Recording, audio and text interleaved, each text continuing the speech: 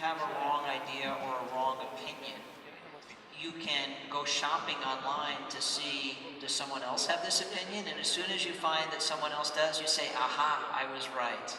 And those are the echo chambers. And we were at the Art Foundation the other night, and there's the art festival ongoing now, getting out of the echo chamber. So clearly the government here in Sharjah is already supporting this idea of getting outside of echo chambers. I think that's crucial. It's interesting, I actually was going to say something to this audience about religion. And that you can't be in the UAE and not notice there's a call to prayer multiple times a day. And essentially, that is an official expression of something that is culturally normative. Very much like the use of a bicycle in Denmark. It's something that's sanctioned and normal and pulls people together. Well, you know, I think creating these cultural norms is a big part of government's role. And whether it's to prioritize clearing snow from bike lanes or calling people to prayer, I think it's an expression of government's power and responsibility. So community is the best defense against this corrosive and eroding influence. And I think there's a very strong feeling of community here. I've been reveling in it. I salute you for it. I applaud you. Back at home in the United States, these are difficult times.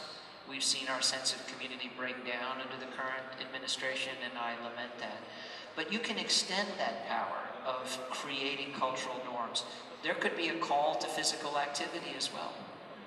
It could be, you know, there's a break during the day. The government officially sanctions it. And, you know, this is a time everybody goes for a walk during the months when it's nice to walk outside, or takes physical activity breaks in buildings. You could think about, are there ways for us to create a sense of community about healthy behaviors? And Leanne, if I may, one other thing quickly, thinking about Mike's case study, John F. Kennedy famously said, ask not what your country can do for you, ask what you can do for your country. As you think about the propagation of happiness, I do think it's critical to realize you can't make anyone happy. No government can make someone happy. You can create opportunity. And then people either use that opportunity well or they don't. But I think one of the things that's most consistently linked to real happiness is a sense of purpose. I'm sure you're familiar, Mike, with the blue zones, those places around the world where people most routinely live to be 100, don't get chronic disease, and die one night at age 102 in their sleep peacefully. It's a beautiful thing. We should all be so fortunate, inshallah. Yeah.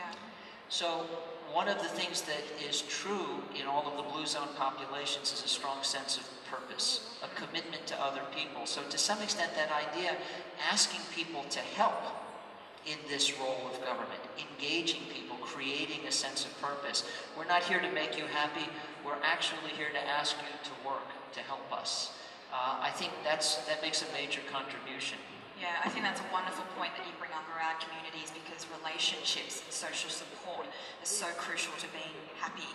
And they went around and, you know, gave them all the qualities, and they came up with 107 qualities. And then he said, okay, well, let's go at it again. And then it ended up they had 7 qualities more. And would you believe it, 107 qualities of the best employees was not about skill or knowledge or information. It was about their attitude. And only 7 of those were about skills. So it's not a matter of just pumping the people, like you said, social media is always giving them information, this is what you should do, or this is what the statistics or whatnot. We have to be careful with just giving people information. We have to change the attitude, and that's what it starts. And attitude is not just about perception. Attitude is about changing our thoughts that reflects our feelings and that creates the behavior or the proper behavior that we want as an outcome. So it's actually aligning those 3. And as we all know, you know, thoughts always happen at conscious level, feelings at a subconscious level, and our behavior is a physical activity. So in order to align that is actually getting the perception right and affecting the attitude on a personal level, on an individual. And I always call the individual as a pebble that you throw it in the pond, right? Even though it's a small pebble, but it creates that ripple effect that will not only affect the economy locally, but actually on a world basis. Yeah, no, those are great comments. And I think it's important we can all reflect on the fact that attitude evolves. Yes. And it evolves with a sense of community. I think someone else in one of the earlier panels referred to plastic. I find myself horrified now each time I use something that involves throwing away plastic. And I think how much of my life I didn't even think about it. But we hear these stories about a whale filled with plastic and what it's doing to the oceans and this beautiful Arabian Gulf, how much plastic is floating in, right? So we're all aware. And then that awareness starts to permeate culture and our sense of community and collective responsibility, and then suddenly there's an attitudinal change. So again, the individual can be the pebble in the pond, but government owns the pond and can maybe decide, let's toss in some pebbles, create some ripples, and have them touch everybody. There's a big opportunity there. And Leon, I'm thinking about some of the practicalities here. Because the audience really should be left with specific things that can be done. And Mike, I love this example of, so if you're going to use a bike lane in the winter, snow removal has to happen there really efficiently. What are the analogies to that here in Sharjah, in the UAE? You could be thinking in those very practical terms. They're the set of attitudes we'd like people to have. What are the influences on those attitudes, and what can government do through communication to shape them? What are the behaviors we'd like people to have, like being more physically active? What gets in the way of physical activity? Is it busy schedules? Is it the heat? Do we need more indoor opportunities during the heat of summer? We really ought to think, what is the desired goal? What are the obstacles? Actually, because we don't seem to really have a benchmark, do we, at the moment, or do we? How do we measure whether there's been a change? Well, we have actually now, because yesterday the new World Happiness Report 2019 was published, and the first World Happiness Report was published 10 years ago. So now we have at least a decade globally of how happiness have developed over time. In other countries, you have data going back for the past 40 years, but we can see whether people are getting happier or not. And it very much depends on which countries you're looking at. Fortunately, the US, also Denmark, have become less happy over the past decade. But I just looked at the UAE, which is actually in 21st place out of 156 countries, and also in top place among the Arab countries, so you're doing really well. The happiness from last year's report to this year's report have gone up. So there is an increase when we look at the country. But coming back to also the original question, how do we measure these things? I forgot to mention two things, both very much like Hanan said, yes, purpose and sense of meaning in life is also the component that we want to measure. And then ideally what we would like to do is we'd like to follow people over time. So we would follow David and 10,000 other people from Connecticut. Is that right? That's right. Saw an article about how in the US, for example, 55% of people are very unhappy with their jobs. And that's very sad and it's unfortunate because that's 70% of our time that we spend during the day is our jobs. So I was, reflecting that as well. I think this is, a time for change and to take the, something like this event to move it forward and very much would be helpful, yeah. Hanan, we have another question here, and preventative lifestyles, that's obviously a big focus for you at Healology. Now the question is, what role does nutrient deficiency play in happiness levels? I mean, you have your traditional medicines, which you can take, it relieves the pain, but it obviously draws back a lot of those nutrients, right? And that's what you're all about at Healology. It's more about the mind and the body. Yes. But this question here, what can the average person do to balance these levels and therefore have a happier, healthier life? Well, being a clinical pharmacist, there's something we all refer to in that the RDA, recommended daily allowance, that we always see on the packaging of vitamins and things like that. Unfortunately, it's not true. I mean, a really good nutrients is we need to eat with the seasons. I'm very, very proactive on eating with the seasons because you cannot get your nutrition that you need from one pill. That's why God created, the seasons. So you have to eat with the seasons. And by the end of the year, then you get your 100% recommended daily allowance as referred to by bottles. And most of these, unfortunately, some of them have fillers and things like that. And one of the things that they have in there is something called magnesium stearate. And that kind of defeats the purpose of actually, which contains in drugs and in vitamins.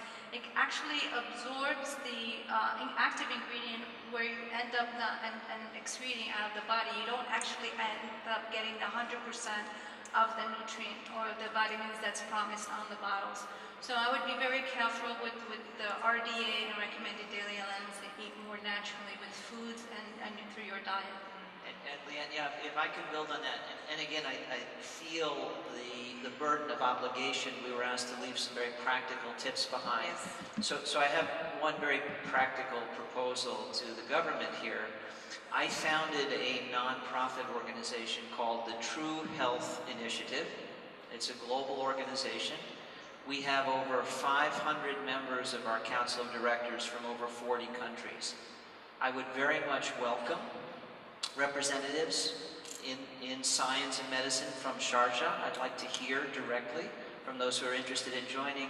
But what we've done is we have come together across the divide from vegan to paleo. You've heard of those different diets. You've heard the vegetarian diet's best. You've heard the Mediterranean diet's best. Well, we have experts representing all of those coming together to say, we agree about the fundamentals of a healthy diet. And I would welcome translation into Arabic of the principles of the True Health Initiative. So truehealthinitiative.org, I think there's an opportunity for collaboration. This is a global nonprofit, and I think the government could communicate these fundamental truths and help support that initiative, and the initiative could help support the messaging of the government. I agree completely with Hanan that it all begins with the quality of diet, wholesome, whole foods, mostly plants, a variety over the course of the year, critically important. And then, yes, the modern diet leaves a lot of nutrient gaps because the modern diet is made up of highly processed foods. It's very poor, but it doesn't need to be that way. And it's interesting when you think about nutrient supplements. Yeah. That's what we call them, nutrient supplements. We often talk about them and never ask and never answer the question, supplemental to what? Exactly. You only really need a supplement if the main thing is leaving gaps. Well, the main thing is diet. So we really need a much greater focus on the critical importance of diet to health, mental and physical. And if you're not totally impressed by the importance of that, let me just point out the following. Diet is the one and only fuel that runs every aspect of the human body, which is an extraordinary machine. And how many of you are parents? Grandparents? Aunts or uncles? Know a kid? Right? We all care about the well-being of children. Food is the construction material for the growing body of a child. It's the only construction material. Why would anybody build something they love out of junk? It's just critically important. We need a much greater focus there. Yes, you're all about not only adding years to your life, but adding quality to those years, right? Absolutely. Through and diet. And diet is one of the Healthy cornerstones. lifestyle. We're almost out of time. I'm seeing the red flashing up there. But Mike, a final thought from you, anything to add to that in terms of preventative, healthy lifestyles, what you would recommend? I think David's idea was great, getting the community organized around health. And to me, they go in tandem. I think a lot of the things we do, if we do them for health. Big thank you to our expert panel here today, Dr. David Katz, the founder and president of the True Health Initiative, Mike Viking, the CEO of the Happiness Research Institute, and Dr. Hanan Selim, the CEO and founder of Healology. Thank you all so much. Thank you, Leah. And hopefully that leaves you all on a happy note.